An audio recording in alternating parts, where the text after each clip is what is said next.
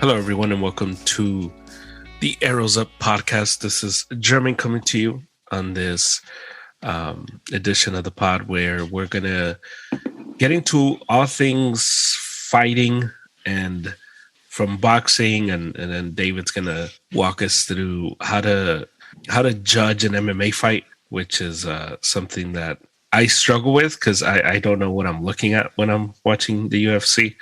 So we're going to do all that. I have David, I have Adrian, and we're going to get into it. Let's start with Munguia. Munguia fights tomorrow. I have done not a full 180. I've done 100-degree turn on him. I haven't done the full 80 because I just want to see him do it again against a stiffer competition.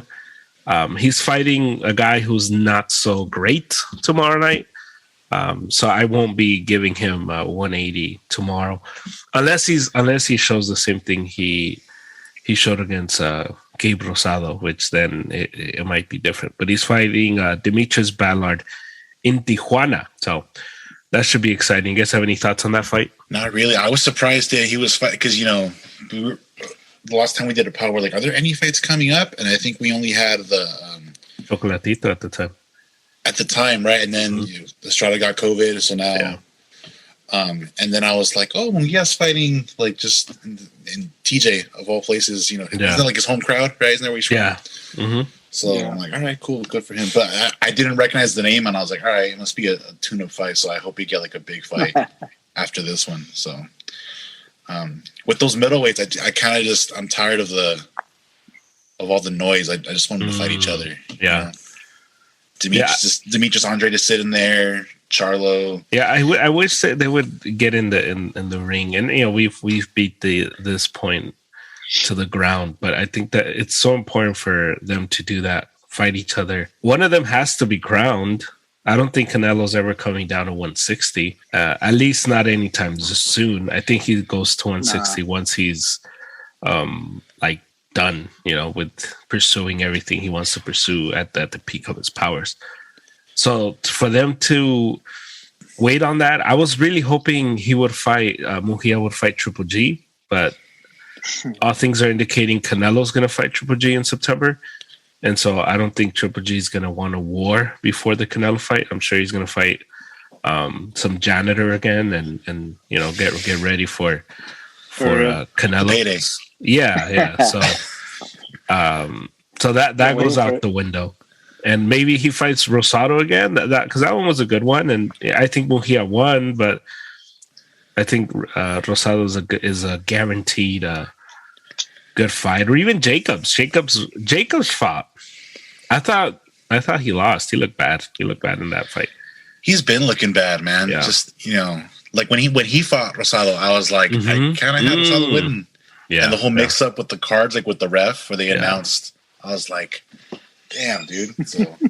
Yeah, it was super, super tricky. But that's Munguia fighting tomorrow night. Should be, I don't want to say it's going to be a good fight because, Demetrius, he's okay. And if Munguia does his thing, it shouldn't go the distance. It should just be a showcase for him. But, definitely we'll be watching. Let's get into the chisme that is boxing, and I think that's part of the fun of following this sport. Is not so much it's the fights and all that, but it's more so the chisme. The chisme is what keeps you engaged. The scandals, all that, exactly. The treachery, all the random YouTube videos. I think boxers are the only ones that you can have access to, and there's like random YouTube videos of boxers saying wild stuff, and I think it's the only sport where the athletes A, don't care what they say, and B, don't get in trouble. It's just you'll never find LeBron calling on a random YouTube video calling Kevin Durant a bum or whatever. It just doesn't happen. Let's start with Ryan Garcia. Ryan Garcia this week decided he was going to leave Eddie Reynoso. He was going to leave the Canelo camp because he feels it's time for him to have his own gym, for him to build his own legacy. I read that, I saw that, and I was just like, when was the last time this guy fought again? Like, what legacy are we talking about? What is he saying? Adrian, he's your boy. You were on when I pushed back on him being carried on the crowd. Look, it's so fitting that the last time we saw this clown, he was being carried in a throne, and we haven't seen him since. He hasn't done anything since, and except talk.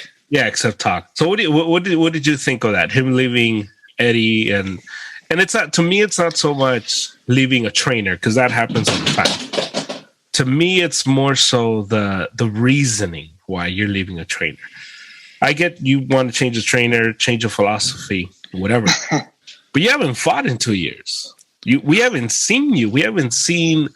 We've seen random, videos of you throwing punches or whatever, but we haven't seen you, and you're coming off a injury, surgery to your hand. So the legacy thing to me made no sense, because we have, like, your legacy's pretty much stopped. So what did you think of the move? Man, it's. I just laughed. It's ridiculous. I'm one to give people the benefit of the doubt. I don't give up on people that quickly, but Ryan he left me no choice. I just had to turn. I'm like, man, you're dumb. This is a dumb move. You're 23 years old. You're barely fighting anybody. You're with, like, the best team in boxing right now.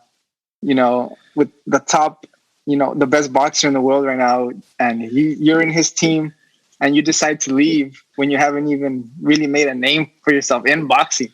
On Instagram, maybe, but in boxing, yeah, he hasn't done anything. And to leave to try to build your name is it's like you want to tank, like you just want to go down. And yeah, it's sad to hear. And I know David's right now, like, laughing, and he's loving it. Bro, okay, so even before I heard, man. It was, yeah. David he messaged me, and he said, "Hey, Ryan's got a fight." And even then, I was like, "Bro, he's gonna, like, twist his ankle or something. He's not gonna fight." Twist his ankle. He's gonna flake on the fight, and he's gonna watch an episode of Euphoria and get sad. Yeah, he's gonna he's gonna have emotional damage. Dang. But no, it's ridiculous. You're too young to do that. Canelo's, he proved himself for how many years before he finally went on his own, and he had something to, like, show for it. I think, if I'm not mistaken, Canelo was 23 when he fought Floyd, right? I think so. Yeah, around that time. Ryan's now 23. And Oscar was 23 when he fought Chavez. So it's like, yeah, the whole brand legacy thing. It's like, you're just getting started, man. Like, you don't have much to stand on. Like, not only that, but Canelo and De La Hoya, they were fighting all the time when they were 20, when they were in that age. Yeah, his new trainer is Joe Goosen, and Joe Goosen's a good trainer. He's an offensive minded trainer. The only thing with Joe Goosen is he's an older guy. He does some boxing analyst type of work sometimes. For a guy so young like Ryan, who's switching trainers to Joe Goosen, who's a Hall of Fame trainer, I just would want somebody who's invested in the sport day in and day out, like an Eddie Reynoso, and it's not so much him leaving Eddie, it's the reason behind why you're leaving Eddie. If he was to go and go for, Garcia, for example, who's an everyday trainer, day in and day out, he has his gym, the whole thing. I would get it. Maybe you want to try a different philosophy, maybe the language barrier, maybe you want somebody to train you in English, whatever. It's up to you. But this whole idea that you want to have your own thing, you want to build your own legacy, I don't know, that takes time. It takes time for you to even build up the equity for people to want to come fight with you, because that's what's going to take. Ryan Garcia doesn't have a gym right now. He's going to go to Joe Goosen's gym. and be under Joe Goosen's people. And at least with Canelo, or not with Canelo, with Eddie Reynoso, he was given the individual attention. He was given the time to develop, to learn.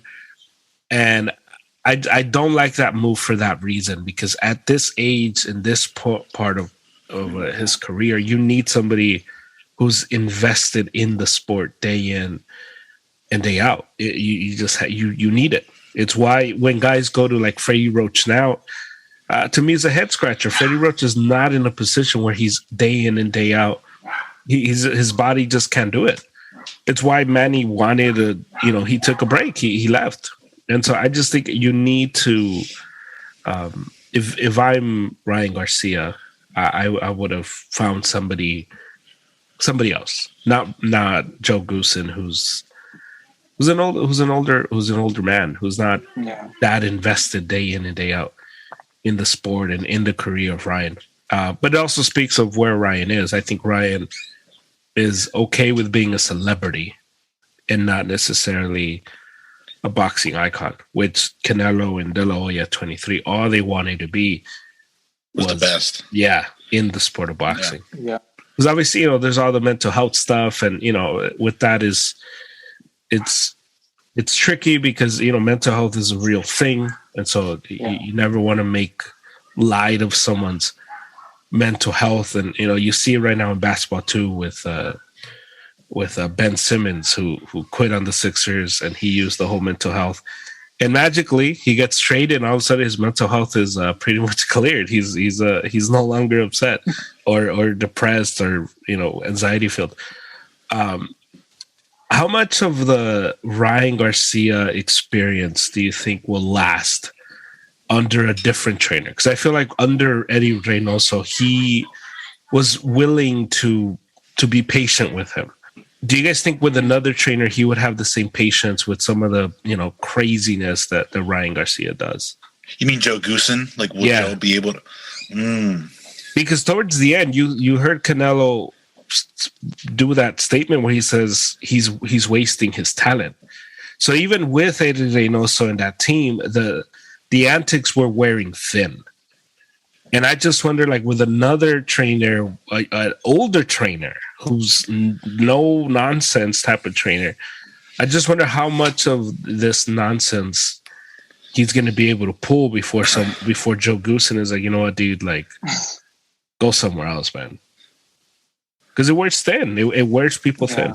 Well, so I think I read that they had worked together before previously, right? Yeah. I don't think Ryan was the star that he is now back then when they worked. So I think they're kind of standing on that fact.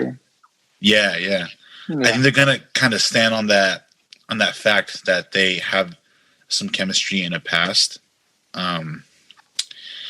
I can't help but think it's kind of I don't know if Joe. I don't really know much about Joe. I read up about like who he trained. I know he trained Ariola in his fight against Ruiz. Mm-hmm. I can't help but think that it's kind of like Ryan's ego was kind of bruised. I saw a response from his dad on Instagram where what he said, I don't know what the original person said, but Henry Garcia's response was like, he's like, we love Eddie and Canelo, like they're friends still, but we feel that Ryan just needs his own gym and needs to start making like his own decisions and this and that. And something that his dad had mentioned also was we want Ryan to be able to train when he wants to train and like at a certain. And I was just like, and I thought of when Canelo was saying like, "Do we need to remind this guy to train sometimes?" And I'm like, that's not a good look. And to kind of get into the weeds of like the Andy thing I mentioned before, where there's rumors that Andy's leaving. Is it a coincidence that both of the fighters in that camp that have discipline problems are on their way out? And I'm just like, maybe the Canelo way isn't for them. Like the hardcore, kind of like the Patriots, like the Patriot way, as they say, it's like the Canelo way, the discipline. It might not be for everybody. And maybe for someone like Ryan, who, like you said, you put it nicely, you're like, he's fine with being a celebrity. Mm-hmm. And there's still kind of this question mark looming over, are you going to be like a prize fighter? A championship caliber fighter? And I'm like, so I don't know, man. Like you said, Joe's an older guy.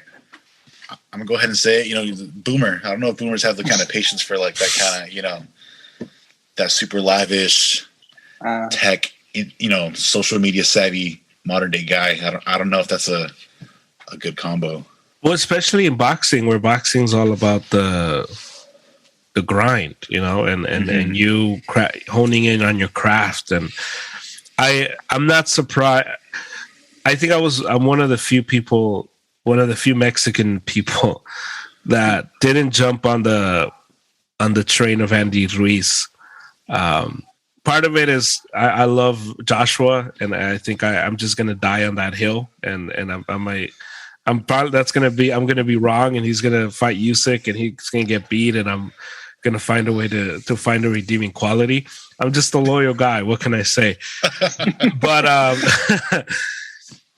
But for me, Andy Ruiz, and you saw it, he wins the fight, and the dude comes out on like every show, every podcast you could think of, and he ballooned. The dude got super fat, and I think it's an excellent point where the two guys that are not about the grind can't stand. What didn't last with Canelo, but also I just don't know where they go, because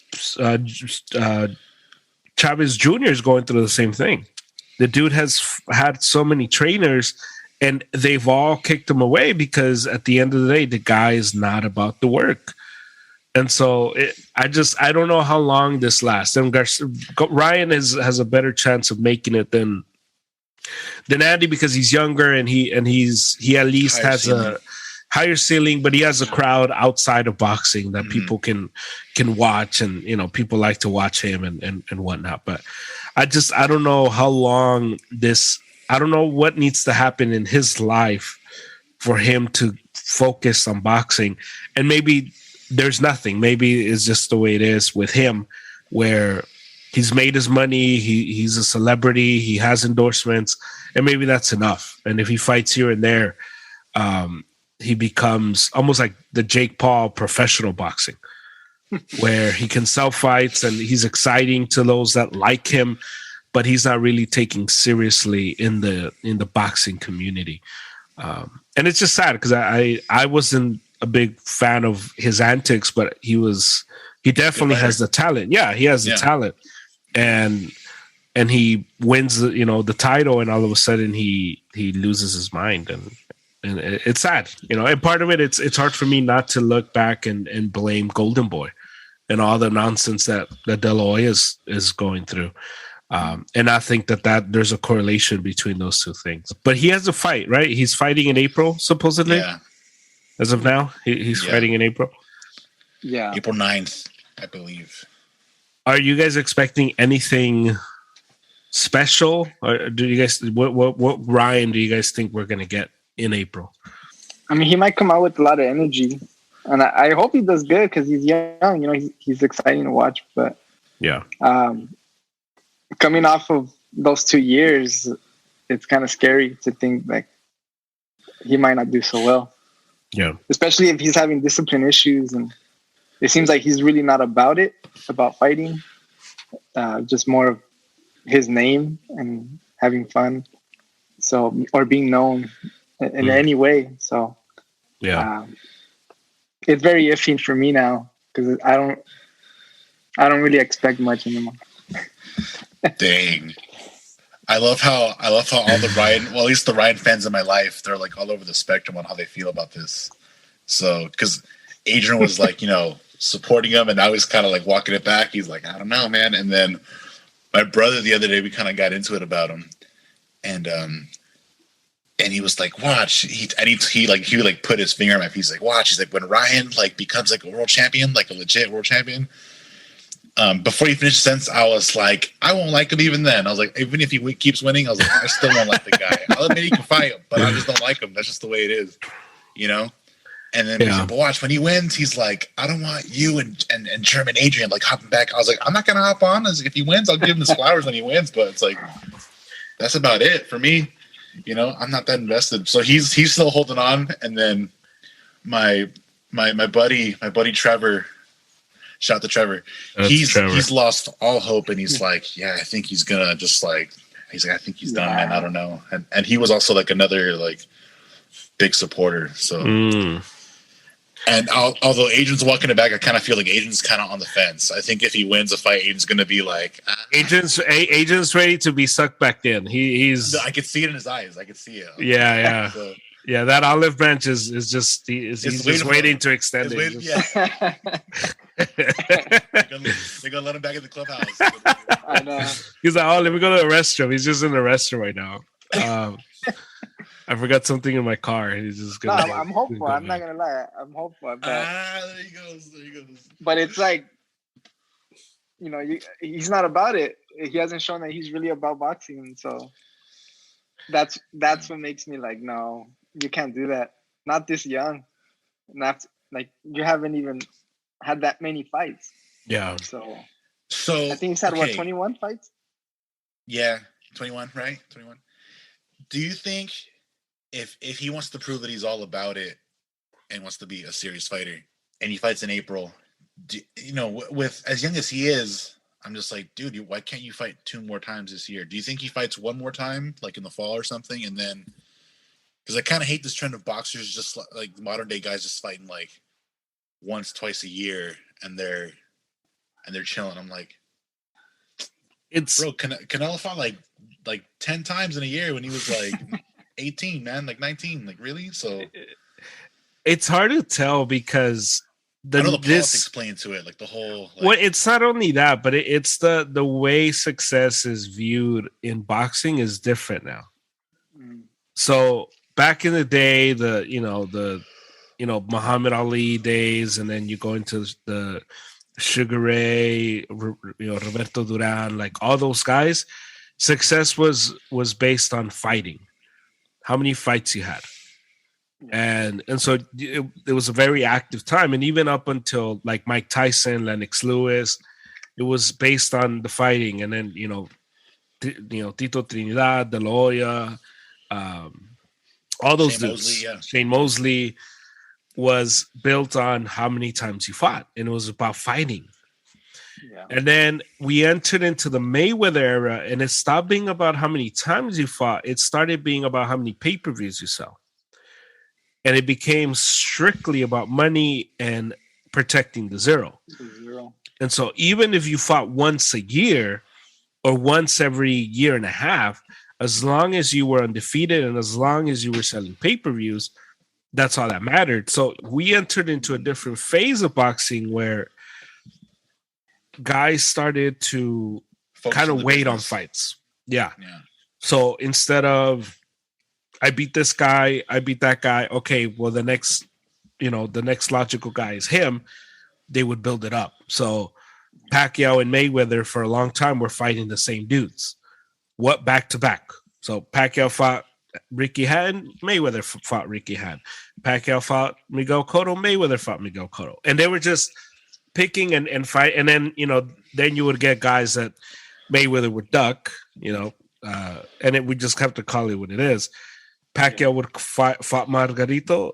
Mayweather wanted no parts of Margarito, and it's well documented. He didn't want that, but it was all built on money. And so when Mayweather announced the Pacquiao fight, it was all built on the anticipation. We've been waiting for this fight, the whole thing. And then Canelo comes in, and Canelo did the same thing with Triple G.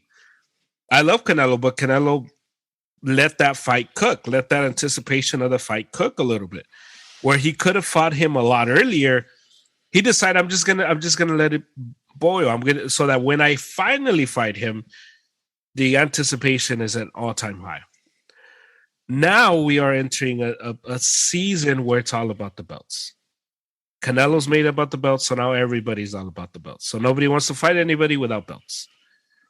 So with Garcia, I don't know, if he has the motivation to be all about the belts, where I think he's stuck in between two mentalities, where the belt is what's going to get him more money, get him more famous, but he also is one of I think the only boxer that's taking advantage of all the social media stuff.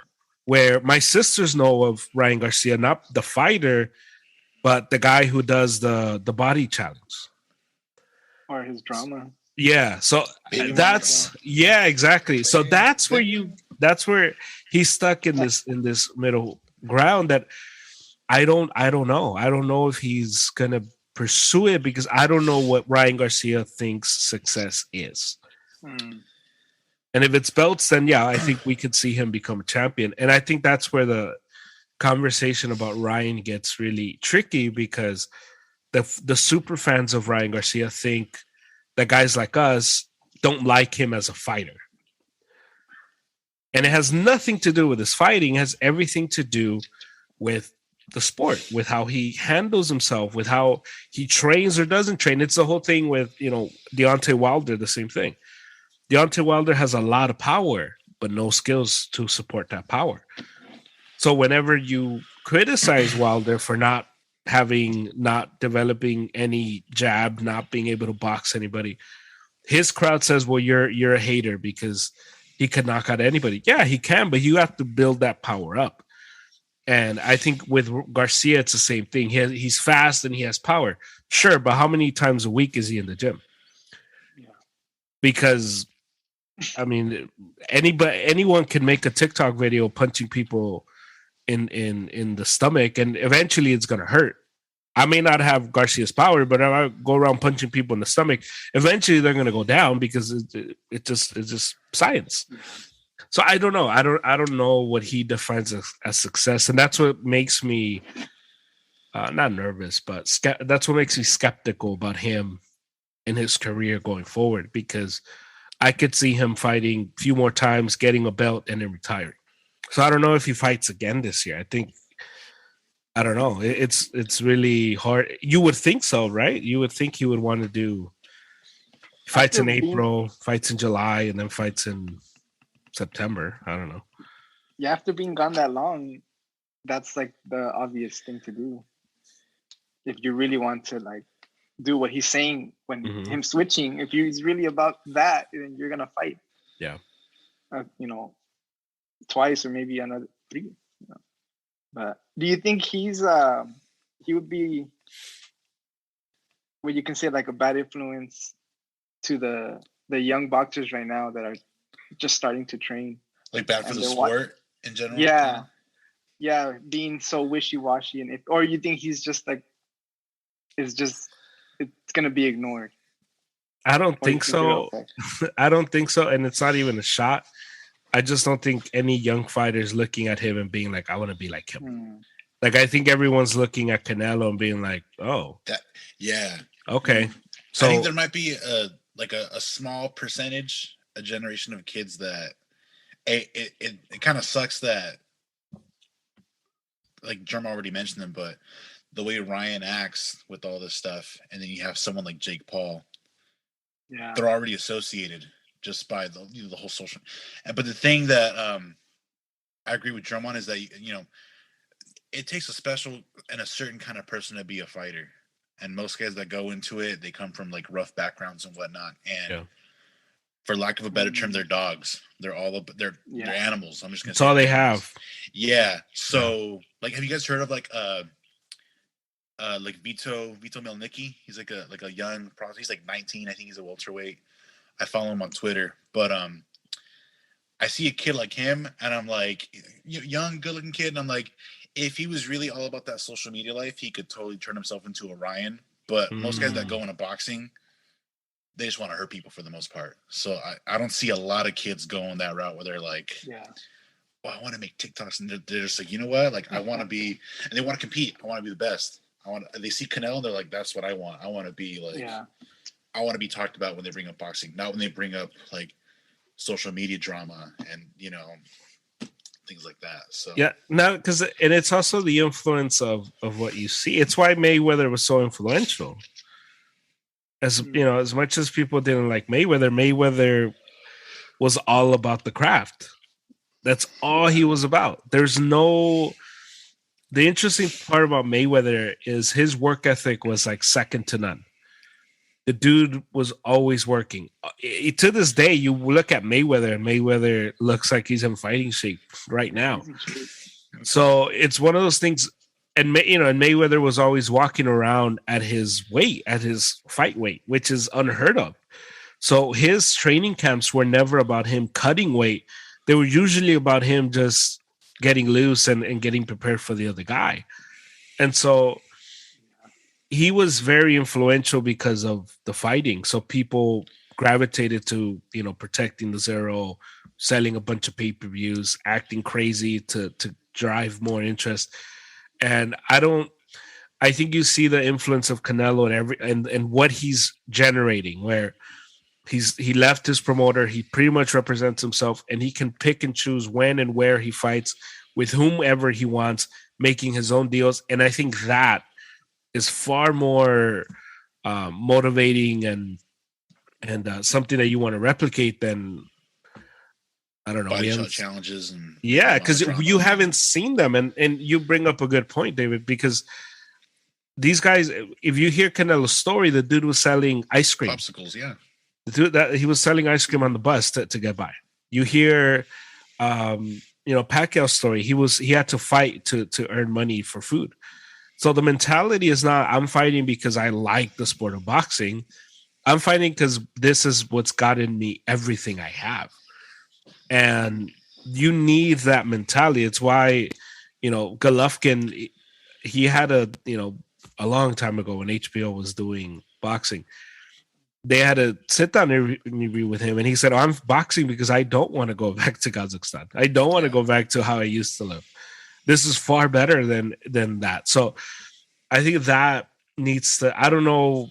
Obviously, I'm not saying, Garcia's had a wonderful life, but he's definitely found different avenues to arrive at this, very similar economic state than those guys. And I don't know if he wants it enough to want to fight and say, you know what, I'm going to make up for lost time. Book me for 4 fights. And I don't know if De La Hoya is that promoter to push him to do that. But it's sad. It's sad times in the Ryan Garcia fan club. I bet Ryan's feeling good. I mean, I bet he's fine. He's doing the right thing. Yeah, of course. But for us, kind of looking from the outside, and we're just kind of like, are you sure he's heading in the right direction? So let's do Lomachenko. Speaking of the opposite mindset of Ryan Garcia, Lomachenko wants he wants the belts. Obviously, he wanted Teofimo was never going to fight him again. Teofimo lost the belts to Cambosos, and Lomo came out this week and pretty much said, get me. He told Top Rank, his promoter, get me Cambosos. I don't care what I have to give up. I don't care the deal is. I don't care how much I get paid. Just give me a title shot. And I got super excited when I read that because you don't see that. Lomachenko is pretty much betting on himself if that were to happen, obviously. And he's betting on himself that he can regain the belts and regain all the money that he's potentially given up by getting all those belts back. What do you guys think about that move? Lomachenko at this age, at this stage in his career, would you do it or yeah? He seems sure of himself, man. And I bet we've talked about this many times, but that fight with Teofimo, it kind of left us wanting a little more, right? Yeah. Mm-hmm. And so I bet he saw that fight with Teo and Cambosos, and he's like, I could beat this guy. He's like, I can't believe this guy beat Teofimo. I can't believe Teofimo put on that performance, but I can beat this guy. I bet he kind of smells like the blood in the water, so to speak. Because let's be honest, no one's sold on Cambosos being that guy. It's amazing what he did, but everybody's looking at him kind of like Andy, but not in the sense that he's lazy, but they're just like, good, man, you had a great night. Like, that might have been the best night of your life. And it's kind of sad. Yes. No, it's perfect because as soon as he won, I'm like, this smells a lot like Andy Ruiz. This smells a lot like that. He's way too happy. He's celebrating a little too much. Like, yeah. You have more fights, my guy. Like, settle down. I hope he does well. You know, I'm not saying like I want to see him lose. Like he seems like a good dude. Like I really like the way he handled the victory, even when Delfino was kind of being an ass or whatever. Yeah. But I like how Camboza was like, dude, let's fight again, man. Let's have a war. I'm like, that's what I want to hear from a fighter. Yeah. But all that aside, I bet because Loma's such a technician. I bet he sees that and he's like, I'd love to fight this guy for all the belts. Like I could, I don't want to say easy, but he's seeing that and he's just like, I can do this. Let's do it.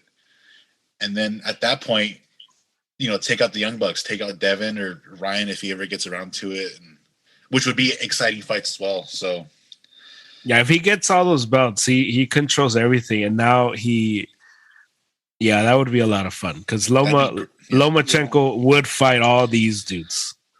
He would fight all these dudes, and so that would be very exciting. Yeah, so I like it. To answer your question, I'm like, let's do it. Yeah. I hope this is. I think the move that I wanted Crawford to do with Spence. Ooh. This is the move I wanted him to make because Spence is a bigger star. Spence just draws more people because Spence has a better personality, and I just wanted Crawford to do that, to say, you know what, fine, we'll do a 60-40 split. Whatever you want, yeah. Whatever you want. Let's just get in this ring, and Crawford walks around thinking he's Canelo, and it just like, do you understand your market value? Because he clearly doesn't. Before we go into Charlo and Canelo, let's do some UFC. I wrote this down. I had told you about this last week, right? Or 2 weeks ago. Yeah, last week, I think. So Francis Ngannou, his contract expires in December. Right. He fought sometime in January, the same day the Niners beat the Packers. Yeah. And he retained the belt. He's a heavyweight champion. He's not scheduled to fight again, right? He's not. That was the last fight on his contract. Okay. And I think there's some kind of champion clause that if he wanted to, he would have to fight again before December. But if he just holds out until December, he's done. Right. With that contract, right? So it's very interesting because this is very like WWE stuff, because he could potentially leave with the belt. He's the champion. Nobody's beat him. Yeah. Yeah. And obviously UFC doesn't want that. UFC but Dana is very, vindictive. So I don't know if he wants to work with Francis Ngannou. And Francis Ngannou has more, a bigger financial incentive, for example, to fight a Tyson Fury, because he would make a lot more money, and more money is ever made in the UFC. And we've talked about like the fighter pay in the UFC and just that discrepancy and how he wants more and that whole thing. So in that fight, as I was watching it, and even the Mexican dude that fought in that undercard, Moreno, right? Yeah. So walk us through how do you judge a fight? How do you judge a UFC fight? Because I watched both of those and I thought, okay, I thought Moreno won, but the judges said no, that this other guy won. And then I hear the announcers and they're saying no, Moreno is losing, and I just think, well, I don't know. From my point of view, I feel like he's winning. So how does somebody like how does a random person like me learn to judge an MMA fight? So I think something that makes it kind of difficult to keep track of, and is all the different tools available in a UFC fight, obviously. So I was having a discussion with some friends, and they brought up like the whole UFC versus boxing, and they're like, well, which one do you think is harder? Blah blah, this and that. And someone was like, well, boxing, man, like it's the one craft, and there are so many ways to go about it. And the other person was like, but in UFC, there's like different art forms themselves, and within that, you can dive into one craft. You can like devote your life to wrestling, pick up some striking, and then you're a threat, or you're all about the jiu-jitsu. Your wrestling might be kind of and so there, you can mix and match and whatnot. And the way I like to think of it is that, they say there's like a guy that practices one kick like 10,000 times, and so he's like a master of that kick. And I think the UFC is the guy that practices 10,000 kicks, maybe, you know, a couple hundred times. So, you know, there are more things to look at. And so in boxing, you have, you know, punches landed, punches thrown, right? And that's pretty much, for the most part, that's what goes into scoring. Right. But you also have fights where, like, if we look at like Triple G and Canelo in the first fight, technically speaking, the way I look at it is Triple G landed more jabs, right? Not as many power punches. He missed a bunch of power punches, whereas Canelo didn't throw as many jabs. Altogether, Canelo maybe threw less punches, but he landed a higher percentage, a higher ratio, right. And more of them were power punches. Yeah. So when I look at that fight, I know like the mob says like, "Oh, dude, Triple G, you know, destroyed him and locked him down," and I'm like, "Hold on, man, it's hit, not get hit." So Canelo was landing like the cleaner, more decisive shots, and Triple G was landing a bunch of jabs, but he didn't really do anything with them. Yeah.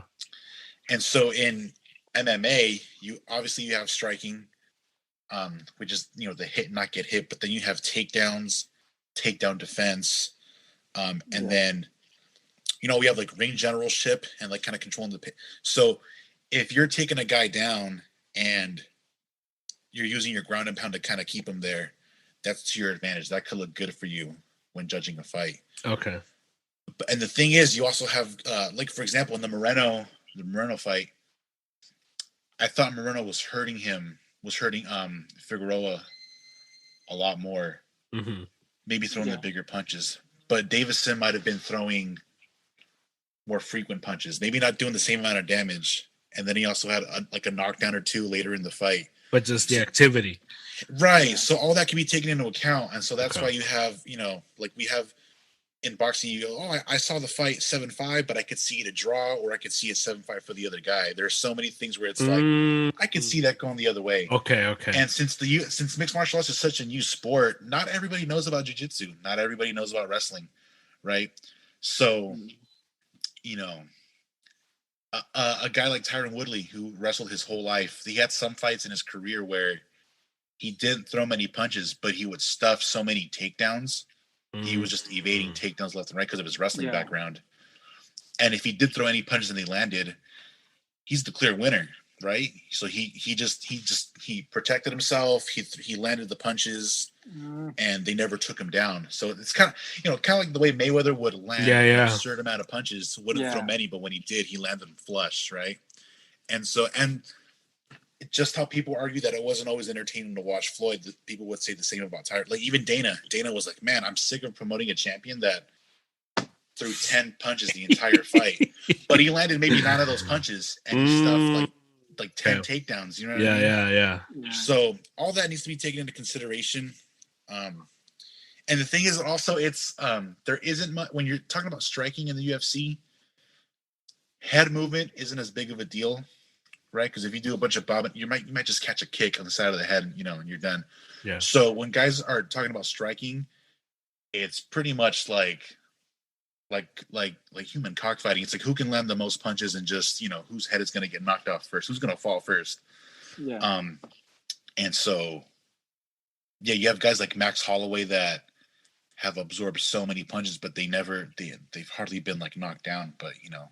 And they also throw the same exact amount of punches. So all that takedowns, takedown defense, I would say ring generalship, or how you dominate when you have someone pinned down, and the striking. And all of it is up for interpretation as far as the frequency of punches, if the punches hurt more, you know, based on them being like power punches or just kind of like a jab. Or you could also use like a kick as like a jab, where you kind of use the kick to keep someone at bay, out of their range, I guess. Okay. So, and you know, a lot of these judges, I mean, it's like we have judges all the time in boxing where it's like, for example, like is it Adelaide Baird or Adelaida? Yeah. Mm-hmm. Yeah. Like some of these scores in boxing are like atrocious, and I'm sure the same thing happens in UFC where it's like, damn, bro, what fight were you watching? You know, and fighters usually always want other fighters to be judges, and so it's like, where do these judges come from, right? So they don't always know what they're watching. Someone that's judging for UFC might have like a big boxing background, and they think that certain things in boxing, you're like, oh, I think he has generalship of the octagon. Yeah. So I'm gonna give that guy that round, But there's a lot that goes into that sport where they're not really like in the mainstream for like Americans, I guess, as far as like the jiu-jitsu and Muay Thai. I would say there are probably more boxing gyms than Muay Thai gyms or like jiu-jitsu gyms. Right. So this sport is like, it's still in its infancy, and we're seeing it with like the pay as well. Like I've been like reading up on like the percentages of the revenue that goes to players in NBA versus the NFL versus UFC and boxing. And, sure, is it apples to oranges, because you have teams in the other leagues, but then you have the UFC fighters that are basically independent contractors. In the UFC? That's what they are. But, the way the UFC sets itself up, they force these guys into signing contracts, and they have so many restrictions. Like with Francis, man. I call cap. No. Come on. They're independent contractors. Independent contractors? Then why can't they make their own contracts? Because they signed the contracts with Dana, and so Dana has the leverage to put them in those contracts. Oh, man. Yeah, that's what I'm saying. So it's the greed, man. If you look at the percentage, the UFC makes about like the fighters get 9 to 10% of like the revenue that the company makes. And the NBA and NFL hovers around that 50%. Yeah, 49, 50, yeah. So it's like, but you would think they'd have more freedom being independent contractors, but Daddy Dana's over there, and McGregor was under contract, but he let McGregor fight Mayweather. I don't know what the deal is. It's just, why can't Francis just go fight Tyson for a couple million and come back and defend the title? Well, I think what you see, and you see it in the NFL as well, and the NBA as well. Whenever you have one person in charge of something, it's a human element. There's people that you like. There's people that are good for business. There's people that's bad for business. Roger Goodell, like it came out last week, they kind of made up a lot of the Deflategate stuff. So the Brady 4-game suspension, the whole like he's a cheater for deflating, it kind of turned out it was all made up. It was a witch hunt. And it was all because Goodell was probably sick and tired of the Patriots. That's waiting all the time, yeah. He was sick and tired of the other owners saying like, oh, you let these guys get away with everything. And it was probably one of those that they were waiting for them to do one more thing, and he threw the hammer at them.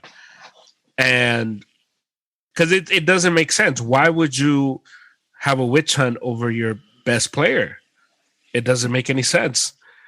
And then you see it in the NBA last season, in the midst of like all the COVID stuff, LeBron was at like some bar or whatever, or concert with like Drake and all that.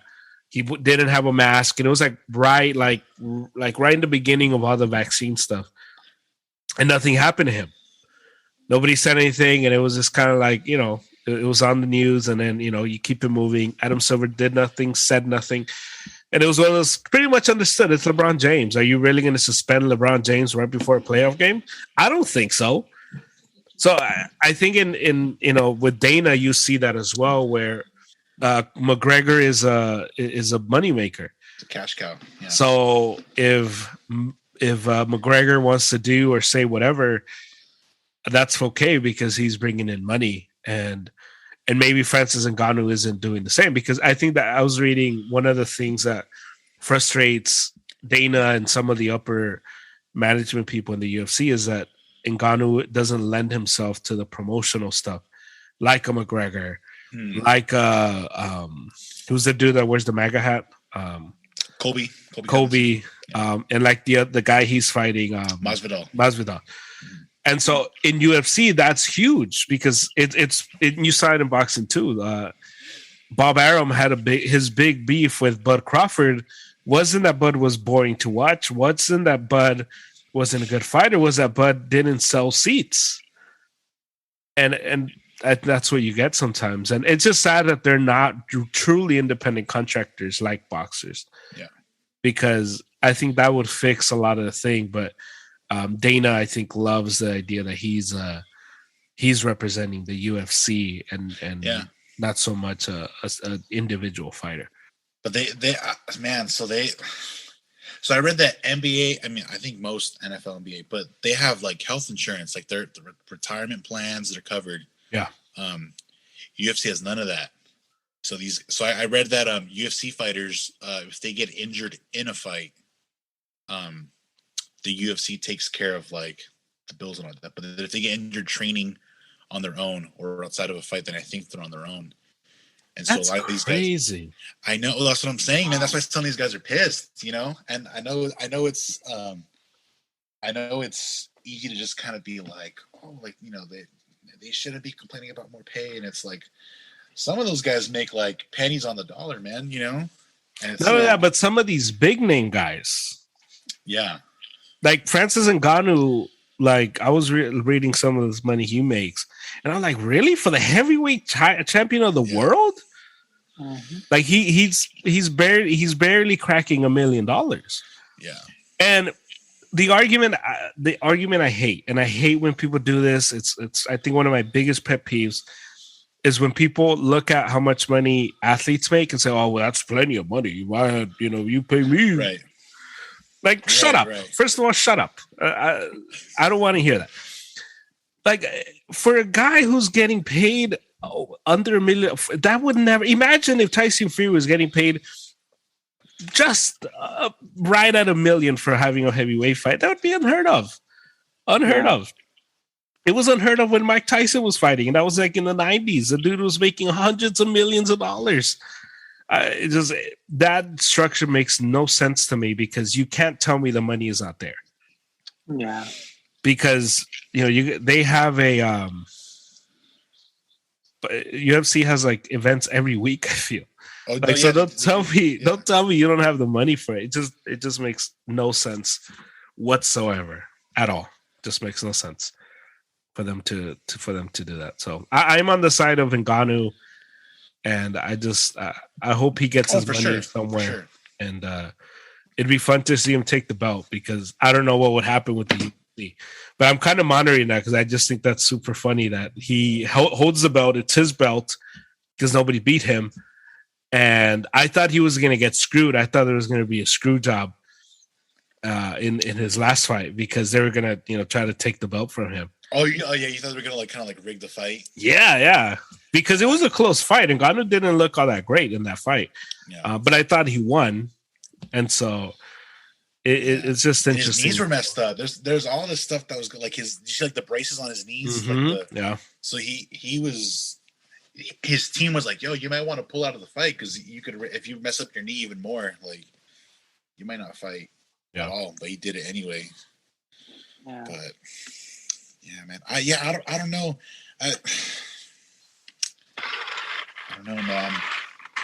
It just feels like more and more like Dana just, it's like a power thing. It's like, why can't he just go fight, box real quick, and then come back and defend the title again? Like, it's just what?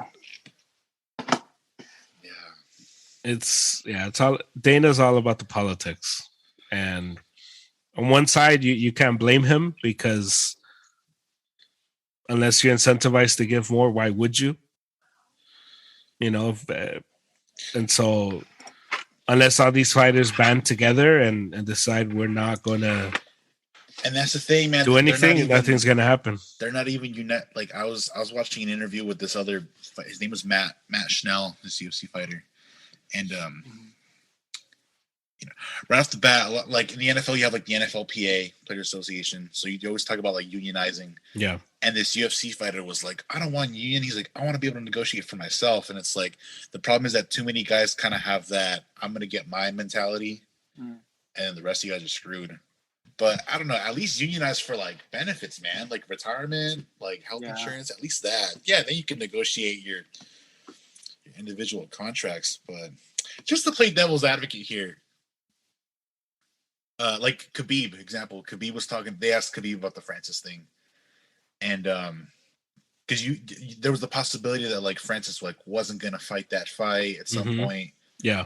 And Khabib's like he's a Muslim. He's like super religious, and he's like he's very honorable guy. And some people just say like, I mean, Francis, maybe your management isn't all that great, and you signed a crappy deal. That's why you're making $600,000. I don't know, but you gotta at least finish your contract when all this stuff is going down, and then you can renegotiate what you want to do. Are you familiar with Sean O'Malley, Sugar Sean O'Malley? No. He's I think he's like a bantamweight, but he's the really thin UFC fighter, and he kind of has like curly colored hair, like different colors. Okay. Yeah. So that guy, he's like a major crowd pleaser, and he's very young. He doesn't have like many fights, but he's working his way up. And some people, people always, when they talk about like, whenever there's a big fighter, people always talk about like ducking, or you're not fighting the best competition. You see it with Canelo and all these other guys. Like, oh, you're not fighting the best, this and that. And at one point, Sugar Sean came out and said, he's like, dude, the contract that I have right now with the UFC, it's like, it's not that great. I'm a young fighter, right? I'm up and coming. So depending on the contract that you negotiated, he was like, right now, while I'm young and my contract is set for X amount of fights, why would I go and give myself the biggest fights, take on the biggest fights, and possibly risk losing and missing out on some money, while at the same time making crap money on this contract? He said, or I'll take the easy fights, build up my brand, secure a big contract for the next one, where I can renegotiate how many, pay-per-view and this and that. Then I go after the champion. Then I go after the title. Then I go after the big fights. So with Francis, like, after having seen like this contract, I'm just like, maybe we just signed a bad deal. I don't know, man. $600,000. I'm like, it sounds like your agent just didn't. Maybe they didn't know what they were doing, man. Because I feel like you'd be able to at least put in something in the contract where you can renegotiate pay-per-view points. Granted, we don't know how much he made on pay-per-view. I know the $600,000 is just the base pay. Yeah. Right. So I don't. But I think it's hard to negotiate something like that, because I don't think anybody thought Francis Ngannou, except for him and his people. But for him to walk in there and be like, no, I'm going to be a monster in the division. I think Dana would have been like, well, how do you know that? Brock Lesnar has came in here and thinking he was going to dominate, and look where he's at now. When Alistair Overeem showed up, he thought he was going to be the biggest bully, and he came in here and has gotten wrecked time after time. Yeah. Hardy has came in here, and he thought because he was some big dude who played in the NFL, he was going to do much. He's gotten wrecked. So I don't know, like Junior Dos Santos, who was a good fighter, he dominated for a little bit, but then in the second fight with Cain Velasquez, he was completely dominated. Yeah. The dude was walking in that fight like if he was drunk, he was that exhausted. So I think my pushback is there's no way of knowing he was going to become the superstar he was going to be. And even if he spoke that way, Dana was never going to be like, okay, you know what? I believe you. You're going to be a giant star. Here, let's do a 3-fight deal and then we'll renegotiate 3 fights. I don't think that was ever realistic. Ever. Unless he would have came from another MMA brand. Right. I don't think that was ever going to happen because Conor had to fight his way all the way up for him to even get to that place. Yeah. And I think the problem with Ngannou, and I think in boxing, it's kind of, or not boxing, in combat sports, it's all about the person. You got to sell yourself. Yeah. Conor sold himself, so Conor was able to build up the leverage because people wanted to see him fight. Yeah. In the NBA, for example, Kawhi Leonard, super quiet, and it doesn't matter though because he doesn't have to sell himself because the NBA and the Clippers are selling the team or selling him. Mm-hmm. And so he can just be the quiet dude who like plays basketball and has a weird laugh. And that's okay. And people are still going to buy your jersey. People are still going to watch your games. People are still going to go to your games because it's not dependent on him, at least personally. Right. Yeah, because the Clippers are going to give him the max. And, he might be hurting in the commercials, but what does it matter if you're getting hundreds of millions of dollars already from your team? And I think that's where Francis Ngannou I don't think he gets it. And that's where I would agree with with your devil's advocate point. You got to sell yourself. You want to, get leverage against Dana. You got to make people want to see you. And I think that's where, not to go all the way back to Ryan Garcia, I think that's the selling point for Ryan Garcia. The reason why we care about Ryan Garcia is because he has a lot of people caring about him. So he's going to post a TikTok and it's probably going to get 100 million views and a couple 100,000 likes. And that matters. Yeah. That matters because people are going to gravitate to that. And it's why Jake Paul can negotiate a contract with Showtime, because people watch his fights. And I think that's the aspect that Francis Ngannou and some of these other guys don't have and don't understand. And I wish they would understand. I wish they would get it. Like, the reason why Canelo is doing interviews, the reason why Canelo is playing golf with Steph Curry is not because he wants to be best friends with Steph Curry, but because if there's pictures of Canelo and Steph Curry, guess what that means to all these companies in the US? Money. Oh, we can pay Canelo money because he's not a recluse in Mexico. He plays golf. He's in San Diego. Yeah. Yeah, he's right here. So the dude is willing to. He's willing to talk English now.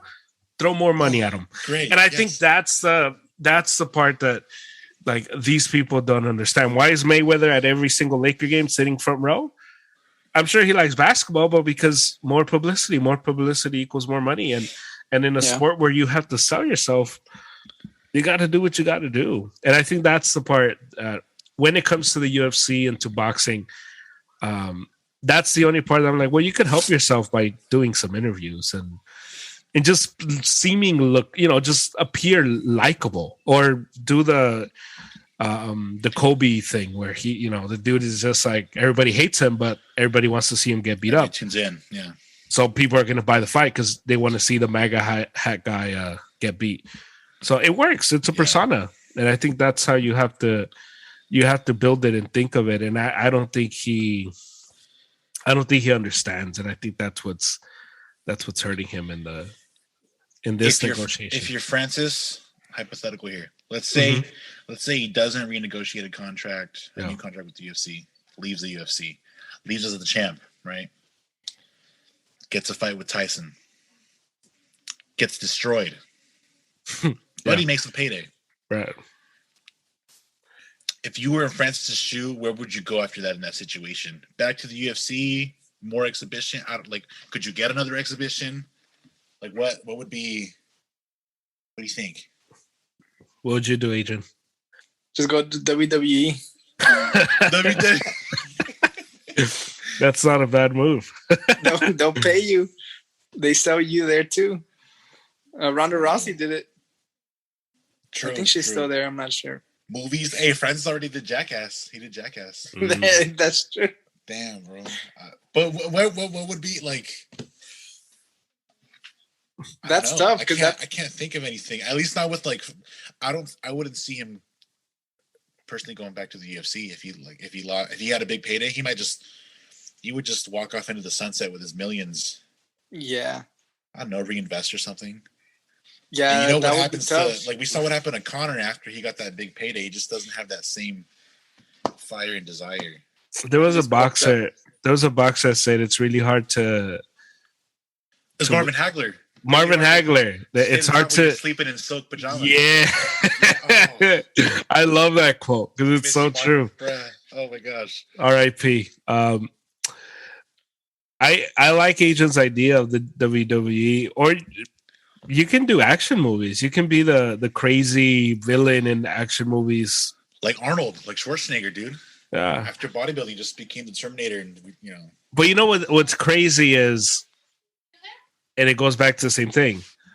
He doesn't have the personality. Arnold Schwarzenegger had the personality, was willing to work on his English, and to this day, even though it's hilarious to make fun of him and get to the chopper, it works. It works. The dude had a commercial in the Super Bowl, so he's gonna have to do something where his personality, or he can go to France. I'm sure the French make movies. I was about to say I would say Francis. He's definitely not like a Mayweather or Canelo, but No, not at all. I wouldn't call him a Bud Crawford. He's from Cameroon and he speaks French and he's learned English. I'm sure he speaks Spanish too. And so at one point in time, he he does interviews, but I just don't think he's at that level yet with like the other guys where it's like he knows they can cash in on that. Yeah, but he's definitely not a recluse. No, he's not. He's not a recluse. So but he's kind of in that tweener where it's like, he doesn't know where he's at. Like, yeah, it's just like be an a-hole or be super nice. Like pick one. Yeah, because that's where you're gonna get paid. Mayweather said, "I'm gonna be an a-hole," and people gave him money, and then other dudes have decided I'm gonna be a nice guy, and they gave them money. So you just got to pick one. You just got to pick a personality and run with it. Pick one and run with it. Dang. But WWE would make sense. Partner with a liquor, like a drink, like a some African. Some rum. I don't know. Yeah, I don't know. Something. I don't know what African drinks are. There you go. I'm not that cultured. But yeah. Okay. So President Ngannou, we got ideas for you. You need help with your image. Or you can fight John Jones. We got you. Or fight that's shelf. I would not mind seeing him fight John Jones. But would Dana make that happen? I don't know. That's like another long shot because Dana doesn't really like John Jones. And it's kind of like... Well, John Jones is oh my God, that guy. I've seen YouTube videos of that guy, and that guy like has like every tool. He just likes coke too much, I guess. Yeah. Well, dude, all that stuff aside, like when people when fighters talk about John, they're just like, cocaine's a hell of a drug. Yeah, but dude, he's like, as far as abilities, like he's GOAT status. And if you look at like the title defenses, like when Khabib won his last fight, it was like fourth. He didn't have that many title defenses because he retired kind of young. Mm-hmm. But like no one on that list is close to John Jones as far as title defenses. And sure, not all of John's title defenses were like lopsided, but there were some close ones. But he has, he got started really young when he became champ and had a bunch of defenses. Mm. Yeah. So, but yeah, all the stuff outside of fighting, it's like, dude, just chill at home and fight, man. I don't know. I'd love to see him fight, but then also Dana says that the demand isn't there for that fight. It's like I wouldn't have money to pay you millions because although it'd be a cool fight, not that many people would want to see it. But I want to see it. That's crazy. That's stupid. That's a stupid take. Not as many people. John Jones isn't like. There is no way. Are you kidding me? If Dana White comes out tomorrow and says, "Hey, John Jones versus Ngannou in July, UFC X." But here's the thing: people are like, "Oh yeah, I'm not interested in that." Come on. John wants like boxing money. John wants like. I think that fight can generate boxing money. Come on, are you kidding me? Come on. I don't think I'm as casual as it gets with UFC. I would pay for that fight. Come on. Yeah. But there's a large crowd that saw Ngannou's fight with Stipe, and immediately they were like, "Oh, this guy would destroy John Jones." Like, there's no way, because that's a big jump. Light heavyweight to heavy, that's like 20-something pounds. People would watch it for the spectacle of it. Come on. Yeah. You just can't have it in Vegas because John Jones would get in trouble, but have it in Fresno or something. TJ. It just come on, Dana. It just doesn't make any sense. That's stupid. Doesn't make no sense at all. It's like Canelo being like, "Yeah, I would fight Joshua, but there's just no interest in it." Like, what are you talking about? Everybody would watch. But just for Dana's willing to give away that much of the pay-per-view. Of course not. That's what I'm saying. That's what I'm saying. Like, no, I'm with you. You. I just want to make sure I push back on this idea that nobody would be interested in, that there's no interest in the fight. Like, come on, don't sell me that. Yeah.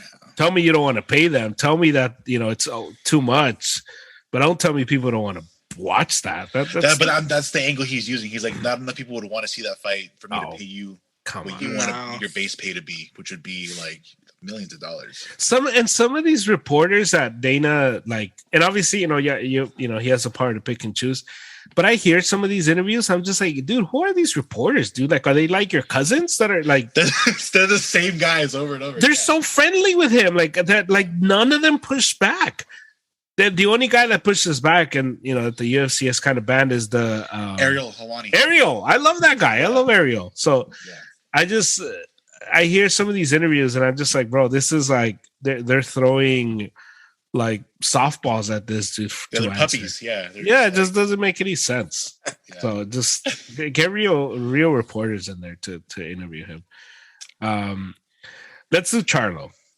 Charlo wanted to fight Canelo.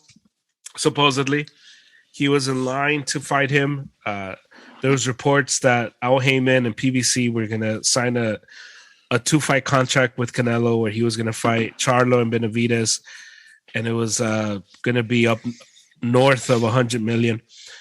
I heard that Mayweather got involved with that, and he like was jealous and started saying stuff, and so Canelo just backed out.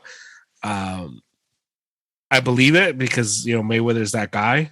It's interesting that he's his jealousy is now affecting Al Heyman, and Al Heyman and Mayweather have always had a good relationship. So it's interesting to see how that's going to develop, because Al Heyman really wanted to make that fight happen. All reports point that Canelo was very happy with working with Al Heyman during the Caleb Plant fight, so he was more than willing to, sign. But all signs are pointing to him. He's going to sign the 2-fight deal with Matchroom. He's going to fight Bivol in May, which is going to be interesting, very exciting, scary fight, and the Triple G fight in September. Charlo, the reason why I brought up Charlo is Charlo was supposed to fight him, and then he got arrested. In Texas. In Texas, yeah. And for assault, I think it was. Allegedly. Obviously, all this is allegedly. Do you guys think he ever gets the fight with Canelo? I mean, yeah, I think at some point, not soon. I feel like the ship has sailed on him. Like for sure, like ever? Like getting the fight ever? I just think he's going to have to fight someone eventually. Yeah. Yeah. And if Canelo beats Bivol, if he beats Triple G, I think at that point, I don't know if Canelo fights in November again, but say he fights in November or May of next year, I think Benavidez is a better fight. I'm more excited for the Benavidez fight. Yeah. Yeah. I'd rather see Canelo pursue the whole 175 world than Charlo. I feel like this was Charlo's one opportunity to get Canelo in the ring. I don't know. Like, I'd rather see Plant than Charlo fight Canelo again. Like, I feel like Charlo's entire selling point is a lot of it. I think it's race. A lot of it is, Canelo gets heat because he doesn't like to fight black fighters. I think this was a lot of motivation for Canelo to want to fight him. Mm-hmm. And if he, and whatever happens with his legal troubles, I just don't know if this opportunity comes back. And you see it in boxing sometimes where that happens. You make a mistake and all of a sudden you're completely out of the sweepstakes to have a big name fight like that. How's Canelo now? 31, right? Mm-hmm. Yeah, they're both 31. Charlo's 31 too. And we heard that Canelo wants to fight until he was 36, 37 maybe? Something like that, yeah. Something like that. I think there are only, at least in my mind, even if I look at the landscape of 175, there are only so many fights that make sense for Canelo as far as like chasing legacy and like, belts and whatnot. Before I think we'll see that fight later, but that's also based on what I'm seeing from Charlo and the activity that he's been putting out. And we keep beating this dead horse. It would definitely speed up the process. If I'm Canelo and I see Charlo fighting Benavidez, fighting Plant, Andre, I'm thinking, ooh, something's going on over there. I want to fight that guy. But with all these divas just kind of standing around, I think Canelo just clears out 175, maybe fights Benavidez, and then 3-4 years from now, we're like, oh, this Charlo guy's still all right. Yeah, I'll fight him, sure. But I'm also just not that impressed with Charlo. Like in that last fight with Montiel. Same. Just like Same. Yeah. like what do you really have? You don't have a belt. You have to move up and wait. What do you bring to the table? Yeah. At least Benavidez kind of has this quote unquote like boogeyman persona at 168, but then he's not fighting top competition. But I am excited more to see Benavidez than Charlo. With Charlo, I'm just kind of like, and even watching that was it that little Showtime special of the Canelo and Plant fight, and Charlo's like, he's whispering to his buddies like, oh, I could beat Canelo. I was like, you can't, stop, bro, don't, like, you're not that guy, just sit down. But even in a few years, I think Canelo Mungía is more exciting.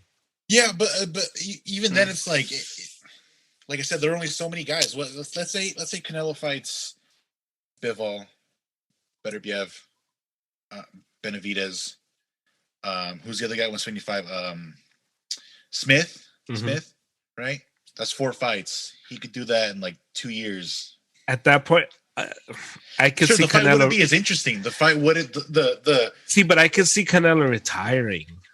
Yeah, I think Canelo's gonna like. I can see him like fight.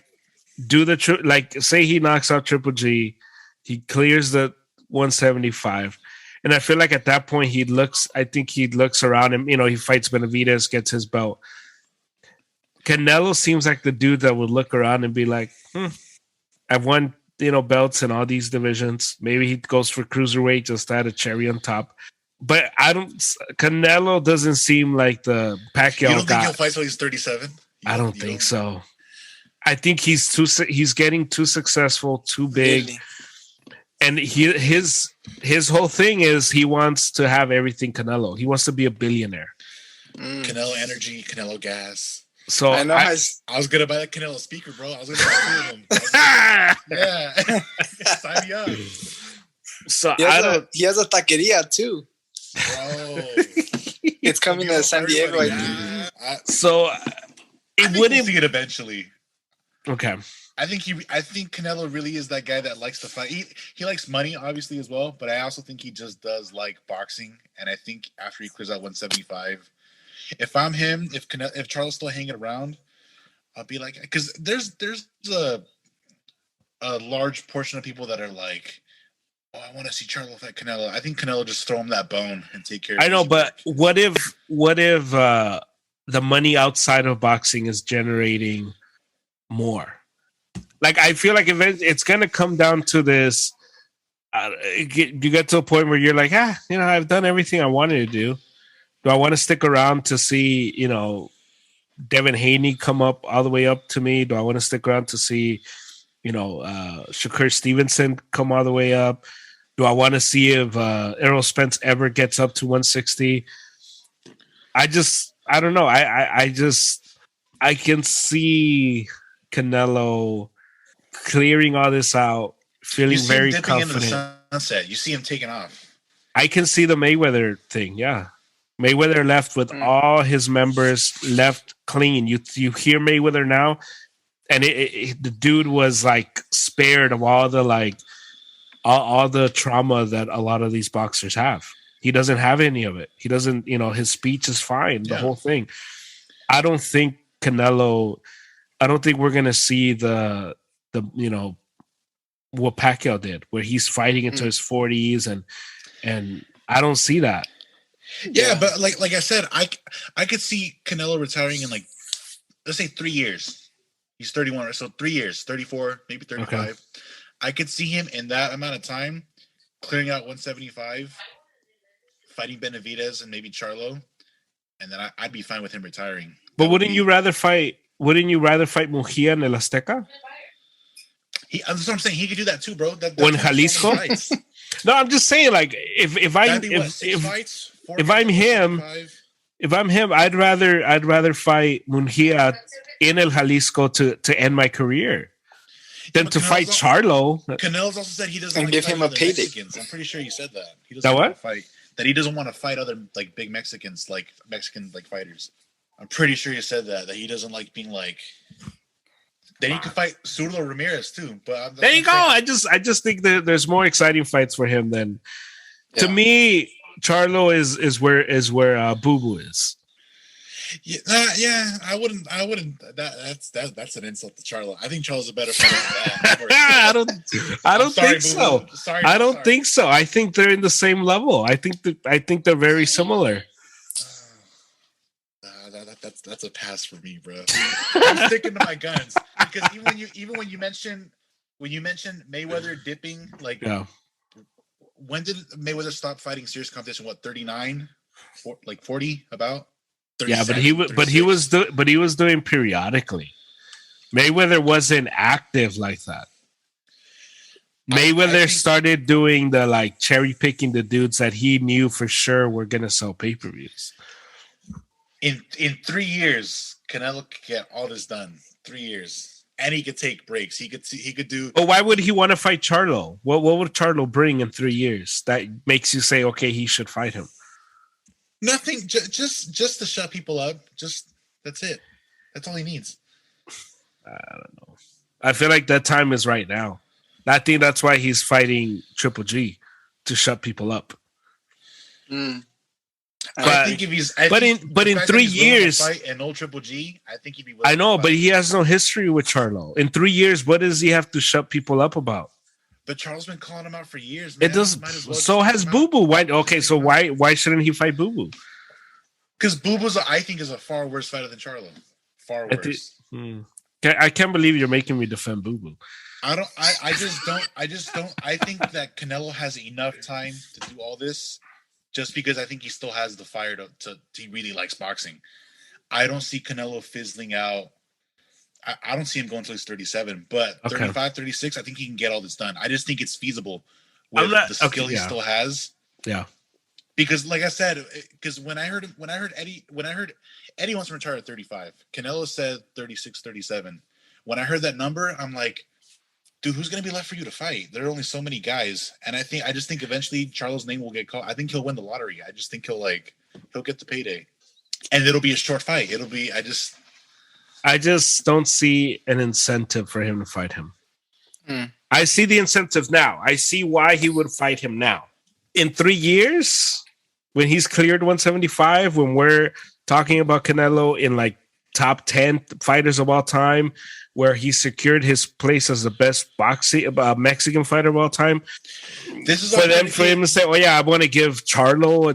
I don't. This would be the case, assuming that these guys don't fight each other, right? Because do you really think Canelo wouldn't fight Charlo if he went out and beat Benavidez, Plant, if he beat all these guys? Hypothetically speaking, if Canelo, I don't. If Charlo beat Munguia, you don't think Canelo would give him the shot if he beat all these guys? Or at least willing to fight. You're saying Charlo's going to do something we haven't seen him do. I think at some point, there's going to be no more bumps to fight. I think we get at least a fight. I think you're underestimating how many bumps PBC has. Dudes have like an entire like warehouse of bums that they pull out every single event. Dudes that I'm like, who are you? And it's like, oh yeah, this is like giving out tickets in Ventura. Like, what? The mechanic. Yeah, like Monday he goes back to like to giving out tickets. Like, what is this? Like, what are you talking about? And that's the true thing. He had they had a Ventura guy who worked for the city of Ventura in one of the Earl Spence fights, and the dude got knocked out, and I was just like, is he gonna go to work? Is he gonna be like, hey, I got knocked out, I have a concussion?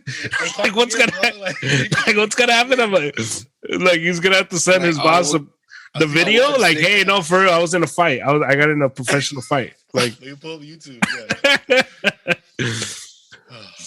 I just don't see the incentive in 3 years for him to fight. I see it now. I see it right now. And unless Charlo's gonna completely change his business, I don't see it. I think enough people want to see it. In 3 years? Yeah, I mean, they've been rooting for bro. We've all seen, like you said, we've all seen those videos of, boxers everywhere talking about everything. And to this day, I mean, we still tune in to see Charlo talk all this trash and Benavidez. We're still doing it now, and I remember watching these 3-4 years ago. So the fact that we're still talking about it, I mean. And then there's Berlanga. Come on. No, that guy, nah, dude. That guy, you know, he's already been dropped, right? Yeah. No, next. Yeah.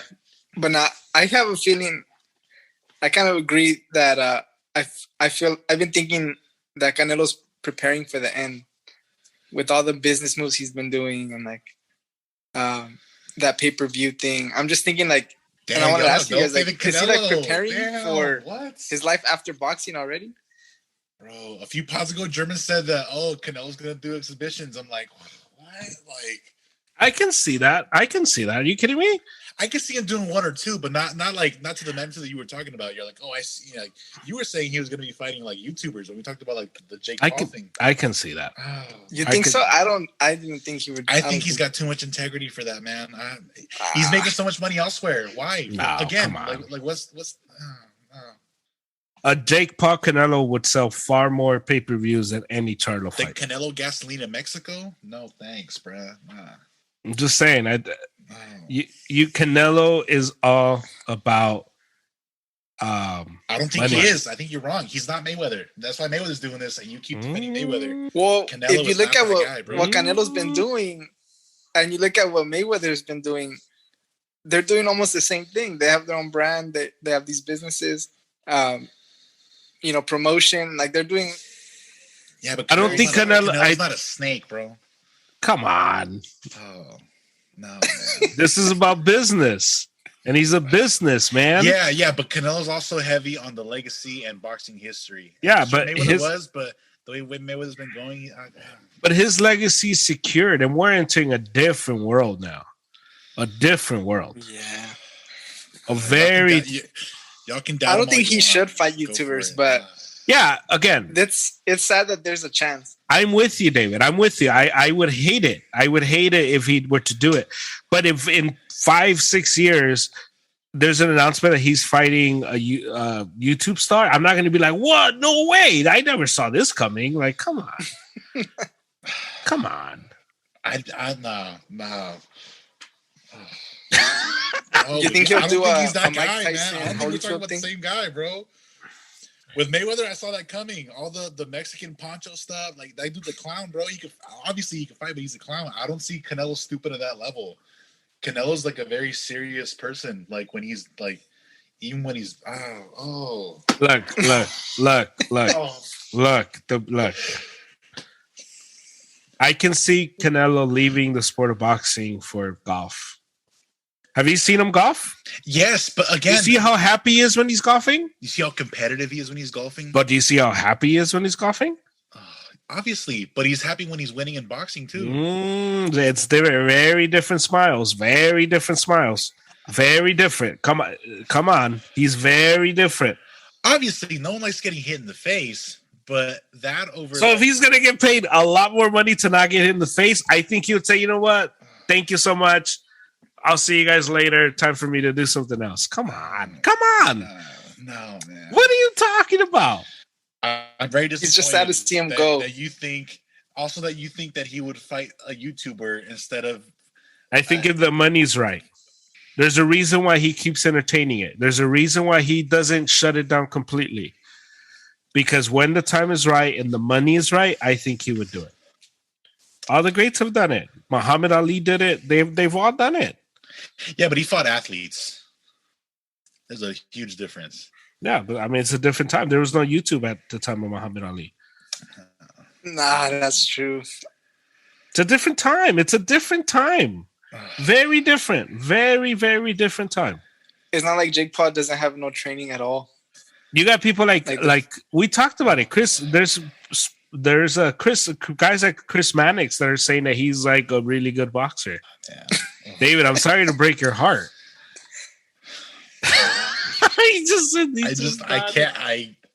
That's what money does, bro. He's just not. I'm disappointed that you guys don't have faith in him. That's what I'm saying. It's not about having faith in him. It's about business. That's all it is. It's not about having faith. This is about business. He's It's a not business. personal. It's business. Yeah, he's a businessman. Just shut up, Adrian. What the heck, bro? Oh, He's a businessman. That's what he is. damn. Why else would he buy gas? I hope that day never comes, man. Oh, He said in the interview he doesn't like boxing like that. You heard the interview. He doesn't like. yeah, but I think after he's done boxing, I think he just golfs 24/7 and just like he just wants nothing to do with like. Also, because to another thing to do like the YouTube stuff, that would require like heavy promotion. And I think once he's done with his pro career, I think he would just be like, man, I want nothing. So you don't think Canelo would fight De La Hoya in an exhibition fight? Okay, but De La Hoya was a pro fighter. That's what I'm saying. There's still exhibition. Yes, but there's still credibility with De La Hoya. This is why is there? Is there? Come on. Because really, Olympian, world champion. Okay, at 55, there's No, what are you talking about? What I hate is that the YouTubers are just they're athletically they're nobodies.